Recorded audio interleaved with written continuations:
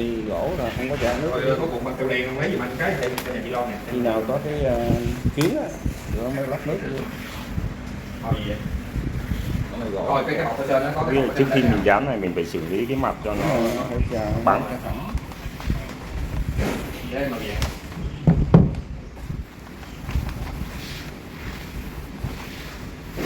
Còn bề mặt mình xử lý không tốt thì dán lên nó sẽ bị xấu. Này không có gì đó, từ từ kéo nhanh rồi lắp những mỗi hộp. Bóng nước, bóng khí. Kéo từ đâu đi thẳng tới đó. Mắt còn dư cái đinh chụm đâu mắt. Cái gì con? Đây này mắt. Vuông hay là tròn? Đâu. Đó dư gì? Cái chân đỡ. Trên đó. Rất là phẳng. Đây là cái bản cũ. Cái bản cũ phục hồi lại nha các bạn, như mới luôn.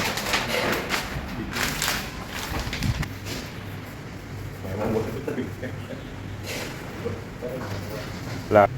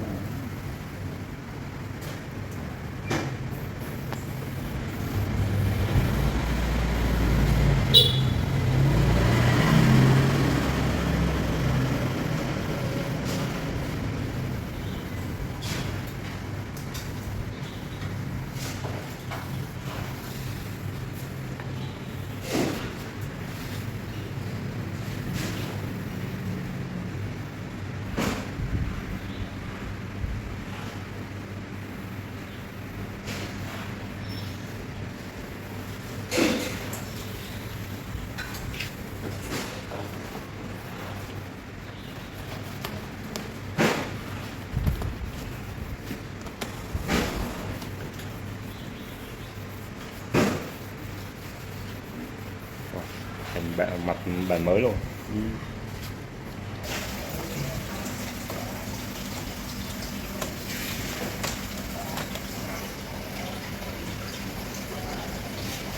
Đèn sáng ok ha.